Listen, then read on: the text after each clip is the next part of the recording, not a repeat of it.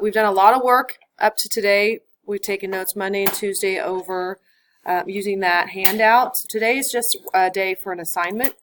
You're going to do a worksheet, so go to your assignment log, and you're going to put today's date, which is 10/2/19, and you're going to do worksheet PLP, which stands for Points, Lines, and Planes. And there are 10 questions on this. The first 3, you are naming the figure. So they're going to give you a figure and you have to name it correctly.